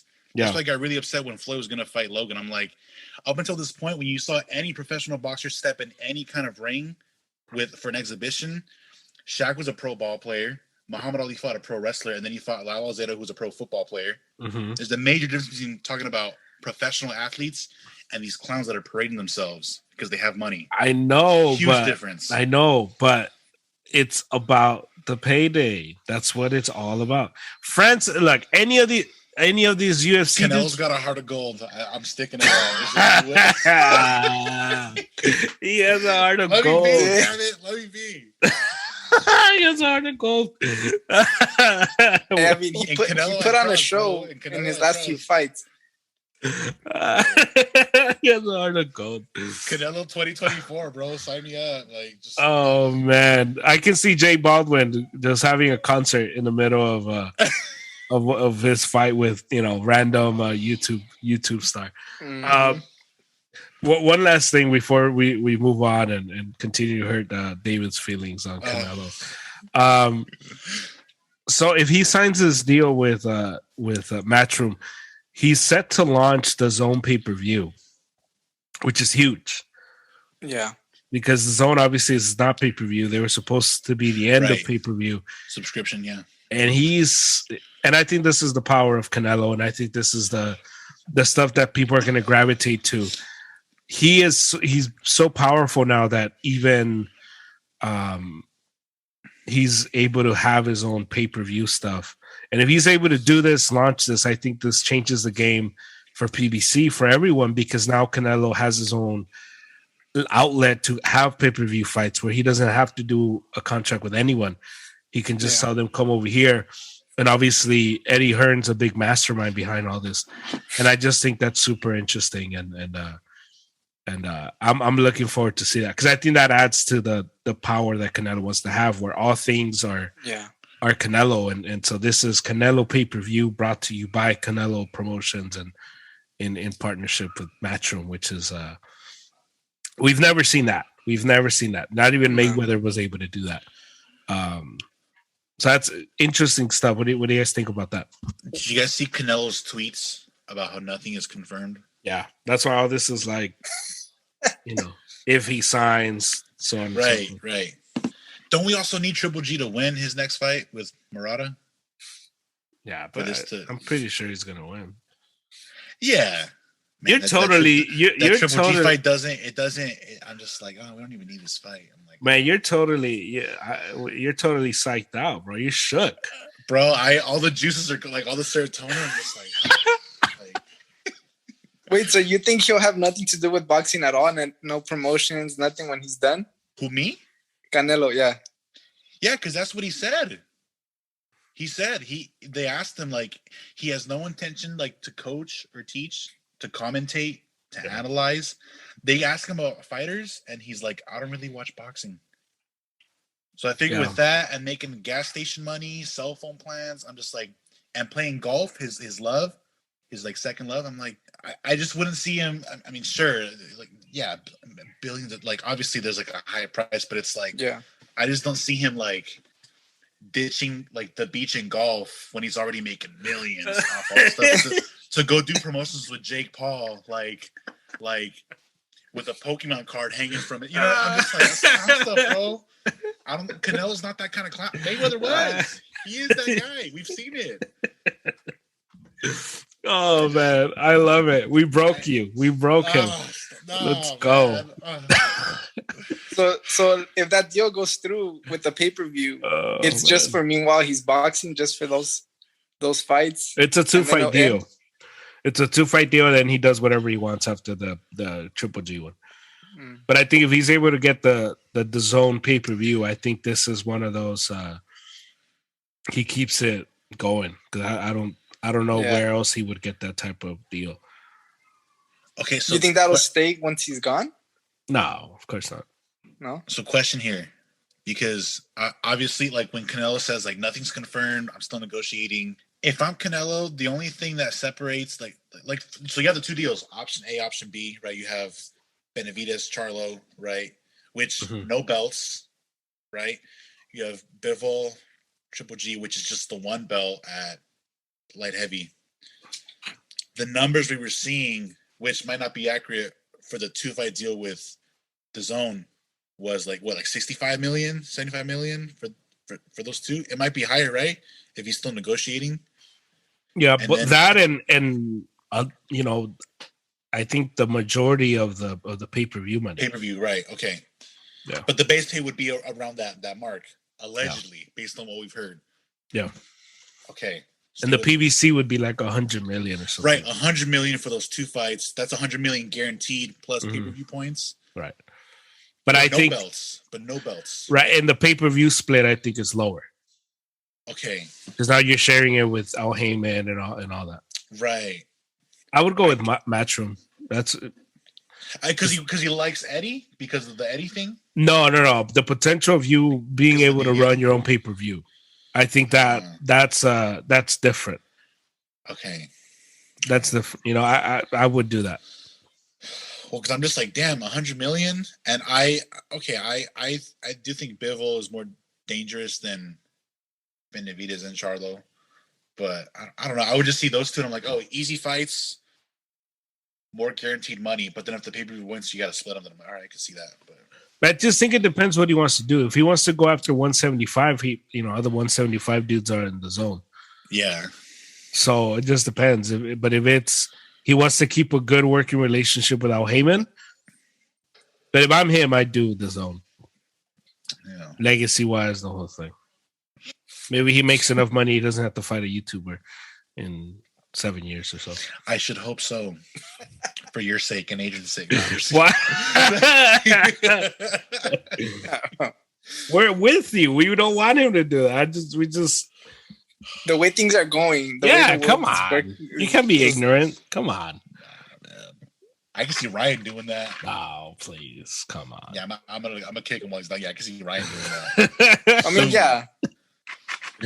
Let Ryan fight a real boxer before we even contemplate him fighting a YouTuber. Yeah. Oh man. Let's end with the Super Bowl. What were you guys' Super Bowl thoughts? Anything, the game, the halftime show, the parade after that happened 2 days ago here in LA. What were you guys' thoughts? Yeah, unfortunately I wasn't able to watch the full game. I caught the end of it, but I do want to rewatch it. But the halftime show for me, I was able to see that, and I just got the whole time just chills, bro. I thought it was amazing to see. Man, it was a good show, from the sound to the music. The Tim's Burger sign, bro. Yeah, man. It was just like LA's represented, that was just an LA. Yeah, the Compton map. Yeah. Yeah, that was awesome. Even my dad liked it, man. Like which my dad's he's not at all. I don't even think my dad likes like music like in general, like, which is Yeah. weird because I'm a musician. But I mean, he likes like Madonna, like Michael Jackson, like the stuff he grew up in the '80s. But like gangster rap was never like a thing in the house. I had to find that like on my own. But when he saw Snoop dancing, he was just like, I like that guy. He's cool. Is it true he did the crip walk? He crip walked, right? My dad? Your dad, yeah. He like attempted when he was like, Yeah. he's like, oh, ese negrito like me gustaba como estaba. And he was like, and I was like, He started throwing up gang signs, huh? Pedro, calmate vos. He Like, threw I was up like, the chill, seat. Yeah, crib banging, yeah, dude. Oh, man. No, but that was a good time. And so I watched the halftime show like with my brother. It was just my dad was at work, but it was a cool moment when the halftime show was going on, and I was sitting on the couch, and my brother was like laying down on the next couch, and of course we're sitting there like bobbing our heads to like the next episode, and I look over and I see my brother, and he's laying down, and he's also like unison. I was like, this is beautiful. It was just a great moment. Yeah, it was great. I thought 50 Cent was hilarious, like hanging down, like upside down like that. Give 50 a lot of credit. Dude's like in his 40s, willing to do that. You got to give the dude a lot of credit. Yeah, that was cool. The only like gripe I would have is I'm a big Kendrick Lamar fan. Okay. I also love Eminem. Maybe not as much as you, Germ, but I love Eminem. Yeah. I was kind of disappointed, and you even tweeted this, that the Forgot About Dre. Oh my God. We just got the one line. Right? Yeah. I just wanted them to do that song so bad. Yeah. And so I've been talking with like some of my musician buddies. Yeah. And just because like the guys they announced, like it was Dre, Snoop, Mary J. Blige, Eminem, Kendrick Lamar. Those are the 5 that were like announced that were going to be in there for sure. Yeah. So 50 was a surprise, right? I would have been willing to sacrifice 50 to get more Eminem songs. Oh, 1,000%. Like I would have been willing to sacrifice Mary J. Blige. Even that too, because she's like from the Bronx. I know people like her a lot, so I'm just doing that face. So I would have been like, just give me all the bro. I wanted to hear like Ain't Nothing But a G Thing, and they play like the little sample, like the little synth noise, and I was like, they're gonna play that song. Right? I would have been willing to sacrifice California Love. Yeah. Or I was looking for the Tupac hologram because there were rumors about the hologram. Like I wanted to hear Kendrick do Humble. That's what I wanted him to do. Yeah. Okay. So yeah, the fact that we only got the 2 Kendrick songs and then the 2, basically like one Eminem song plus the line from Forgot About Dre, I was like, man, get rid of 50 and Mary J and give me like the real Slim Shady. Like give me more of these guys, because that's what I wanted to hear. Yeah. If he had one song, I know that like Lose Yourself is like sports, it gets if you had one song, I just was like, this one out of all of them, this one, like I guess. I mean, it's a hype song. I know, so I understood it. I just, as a fan of Eminem, I just like, oh man, there's so many better songs in this one, but it is what it is. Like Without Me, the real Slim Shady. I think Without Me would have been a lot of fun. Yeah, that's what I was waiting because for. I thought they were going to do that because it starts off like Guess Who's Back. Yeah. And I thought like, Dre was going to come out and, Snoop, the whole thing. Man, come on. Yeah. So definitely got the chills like when the next, but with the 50 thing, I was like, I enjoyed the 50, but I was like, I didn't ask for all that. So I was just like, I was like, no. And then when you ask someone a question and they give you like a barrage of answers, like, yes or no, bro. Like, I didn't ask for all that. You want tacos or not? Yeah. Don't tell me about how you're keto, you can't have tortillas. Like, just yes or no. Just so with the 50, I was like, I didn't want this. I didn't ask for this. I'm enjoying it, but I didn't ask for this. Give me more Kendrick. Give me more Eminem. But it was a good time. Definitely a good time. The game itself. I mean, it's no secret. I was rooting for the Bengals. I was rooting for Joe Burr. Yeah. And they they put up a hell of a fight, but they had so many opportunities and they couldn't. Like after they scored the touchdown after the second half. That was it. And that was it. And they just couldn't capitalize on anything. And I get it. Aaron Donald is on the other side, intimidating guy. He was ripping them up. And so for I'm gonna give them their flowers. Not the way Germ did, but to end that game with Aaron Donald sacking Joe Burrow, like just his career summed up in that moment. I was like, damn, bro, like good for you, man. Like that was, you know, so that was cool for them. Cooper Kupp too, you know, respect Cooper Kupp. I'm happy for Matthew Stafford. I don't really care about OBJ. I'll just talk about like, oh, OBJ deserved that ring. Did he really though? Well, like, he didn't even play most of the game. Yeah, I mean, he helped in the playoffs, but just like, I was like, bro, you signed up like that's true. He got contract. I'm just like, like you know. That's it's you say that about OBJ. That's how I feel about Matthew Stafford.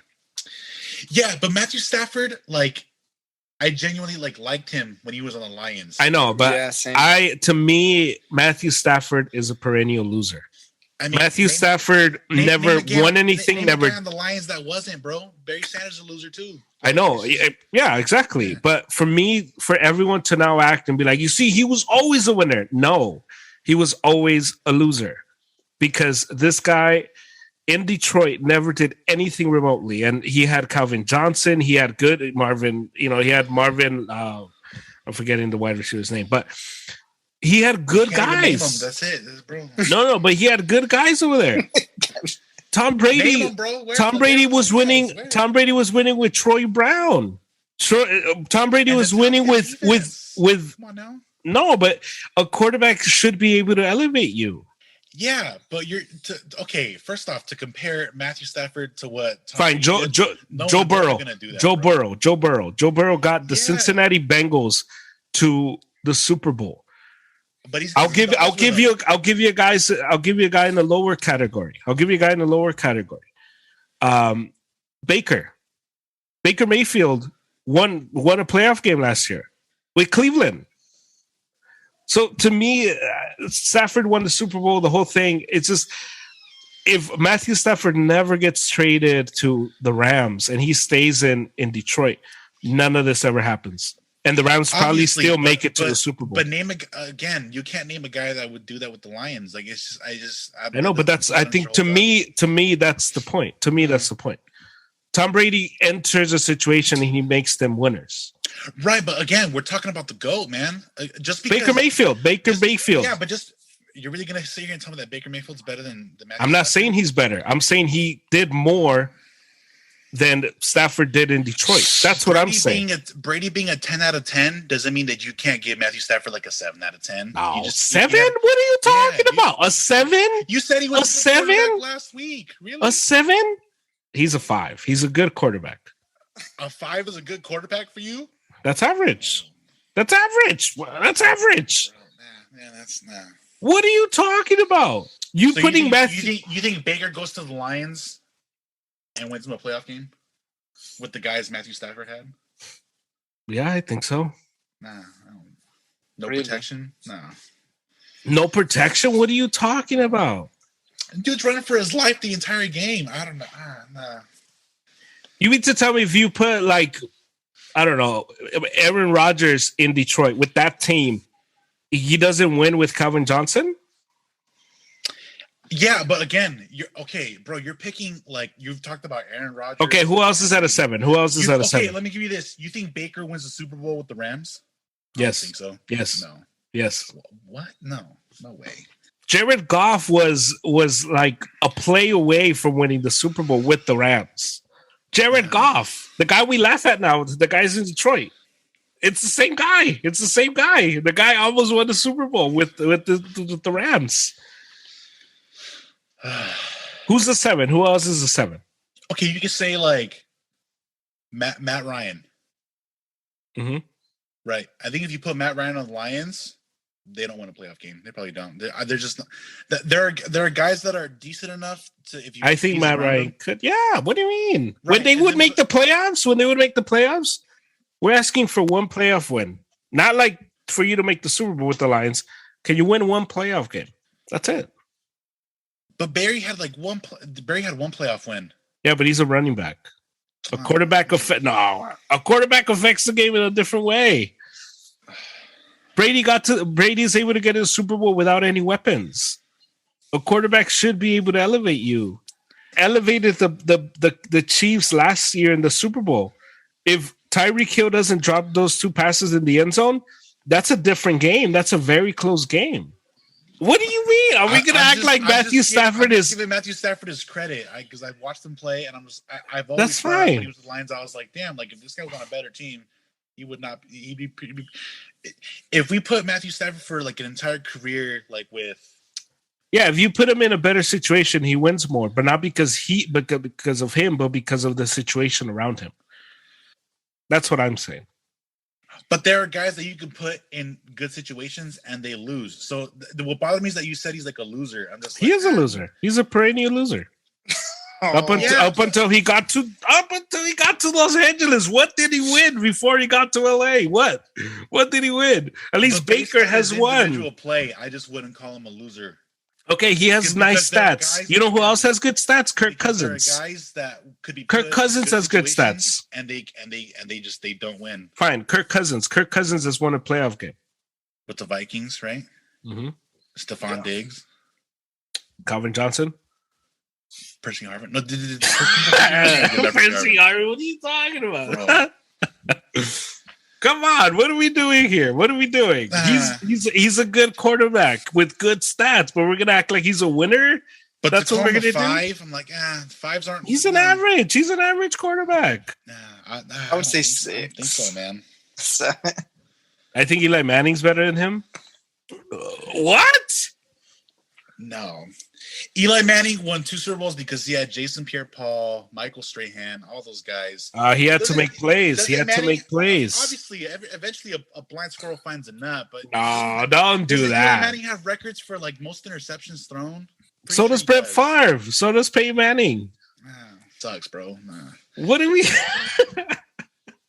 Phillip Rivers has won playoff games. Phillip Rivers. I think Phillip Rivers and Stafford are in the same boat, and I would rather have Phillip Rivers than Matthew Stafford. You rather have Phillip than Matt? Yes. I think Matt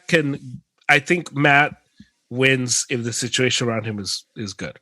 I think had he gone to LA, had he gone to the 49ers, had he gone to any of these other contenders that were ready to win, he would have won. So I think Matthew Stafford did what we thought he was gonna do. But if Matthew Stafford were to get if Matthew Stafford gets traded to a good situation, not a great one, but a good situation, you switch spots with him and the Chargers or the Raiders that have good situations. I don't think we're saying like, oh yeah, they're gonna win the Super Bowl because of Matthew Stafford. He doesn't elevate you to that level. He goes to the Rams, and the Rams have everything in place.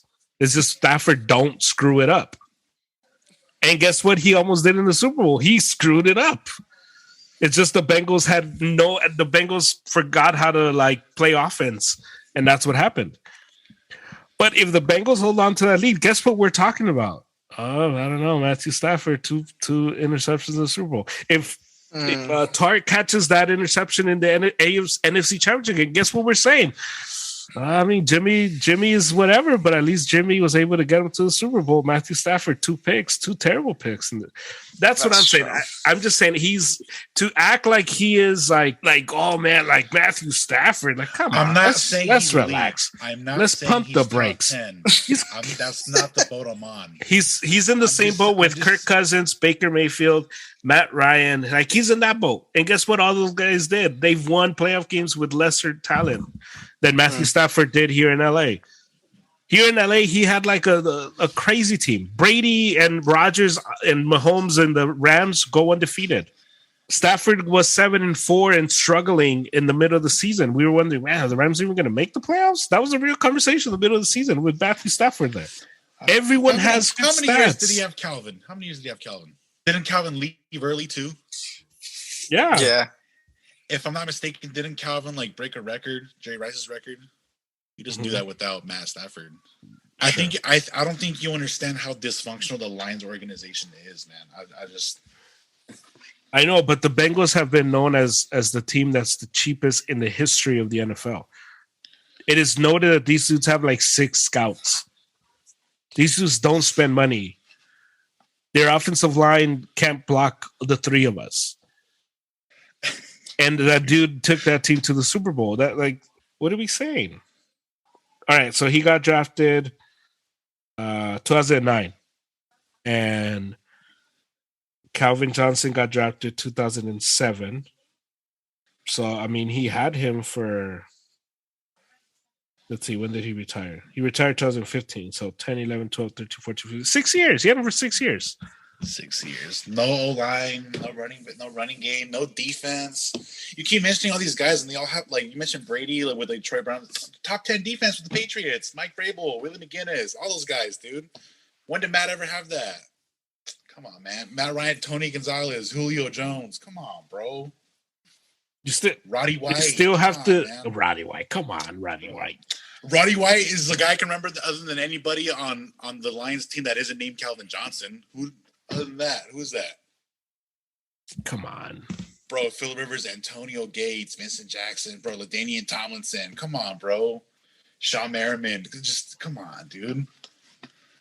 Who the Lions ever had that was any Lions player that was ever like, oh, that's the guy. That's what, other than Calvin. That's it, man. That's just like, oh. Okay, but some of these guys, that's all they need. The year where the Patriots almost made the Super Bowl versus the Bears, Tom Brady was throwing to Gaffney, and that was an old defense. But they still had the experience, Sherm. Come on. The experience. What year was that, 2007 or 2006? 2006, right? Yeah. Is that when the Colts went? Yeah, when the Colts went. Yeah. Come on. What are we doing here? And again, you're using Brady, greatest of all time. Okay, Ben Roethlisberger. Ben Roethlisberger was throwing to like Santonio Holmes. Yeah, Santonio Holmes. Troy Polamalu, James Harrison, Brett Kiesel, great Dick LeBeau leading your defense. Come on, bro. I'm telling you, everybody you're naming, they've got either like decent coaches and decent, maybe not the best guys, but decent players. And we're talking about the Lions, and it's like, I know, but a quarterback needs to elevate you. I can't even. A quarterback needs to elevate you. Needs to hide a lot of the things that are Name wrong. a guy besides Calvin Johnson, and we'll end the argument. A guy besides Calvin Johnson on the defense side of the ball, and the offense side of the ball. Fine. So you gotta look him up. I do. Oh, come on. What are you talking about? That's the whole point. All the QBs we're talking about, they all have some kind of decent player, other than like the one good receiver that they throw to. And here you are going to Google. Case closed. That's it, bro. No, it's not case closed. Yes, because you have to look up guys to even find anybody on the Lions that can be comparable to Hall of Famers on the Patriots, or Hall of Famers on the Chargers, or Hall of Famers like just with the Falcons. It's like, okay. This to take a dump on Matt Stafford. He won, bro. That's it. He beat the Niners. He did, but he didn't beat the Niners. It was that defense that beat the Niners. Oh, so you can use that argument, but I can't use that for Eli Manning beating the Patriots with Jason Pierre-Paul, Michael Strahan. Yeah, but Eli Manning had legitimate throws. Eli Manning had legit plays. Where were those legitimate throws the rest of the seasons that he didn't have those defensive stars? They weren't existent. Dude was terrible. Exactly. So why are you putting that pressure on Matt Stafford when Eli was legit? Because we put it on every other quarterback. Deshaun Watson with the Texans. Do you see how terrible the Texans were this year? And how terrible. But I can say Deshaun Watson is a much better quarterback than Matthew Stafford. That doesn't mean Matthew Stafford's a bad quarterback or a loser. I didn't say he was a bad quarterback, but to say he's a loser, I think that's fair. The guy had never won anything. He's 34 years old. He'd never won anything till he got here. But name who he had besides Calvin. Yeah. He had Dre Bly. Dre Bly is a good secondary player. Who the hell is that, bro? Oh, wow. Okay. Just because you don't know them doesn't mean they're not good. You had to look them up. Case closed. Yeah, of course I have to look them up. You had to Google these guys. Yeah. If you can't name off the top of your head, I named all the guys named for Phillip Rivers, bro. Keenan Allen, bro. Really? Come on. All these guys. Great players. That's why they're winning, Matt. The Lions... What I think Lions, I think Matt, Calvin, and then I think Barry. I can't Reggie Bush for like a year or two? Who's Reggie Bush? Like just nothing, dude. Super Bowl champion Reggie Bush. What are you talking about? Super Bowl champion Reggie Bush. Super Bowl champion. No. Hey, so he was Super Bowl champion. Did he ever have a season where he rushed for over 1,000? I'll wait. In the NFL. Did Raybo ever win Defensive Player of the Year? Did Brewski? No, but they're like they're in the hall. Aren't they not in the hall? No, they're not in the hall. Brewski's gonna be in the hall. Willie McGinnis, Rodney Harrison. Come on, bro. You're talking about the GOAT. You're talking about Brady. once. Okay, but I gave you guys in his. I gave you guys in his own realm, and I named the guys that were on their teams that they had. And for Matt, you can't do that. Besides Calvin, you have the one guy where I'm naming at least 3-4 guys for the other teams. You mentioned the Steelers, and I'm mentioning Troy Polamalu. All those dudes. That's it. Case closed. That's it, man. Case closed. Give him his flowers. All-time winner, Matthew Stafford. Let's go. All-time winner. Just the winner, man. The dude was he not a first-round pick? A first-round pick? What does that mean? What does that mean? What does that mean? What do you mean? That means he's just a good player, man. Doesn't mean he's like a great player, but it means he's a good player. Okay, I never said he was a terrible player. And not every good player can just like elevate everybody.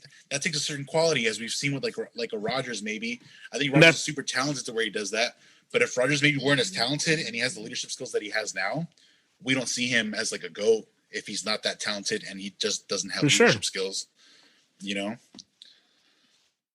For sure. Someone's got to stand up for the little guy. I'm standing up for Matt Stafford. Just give me a break.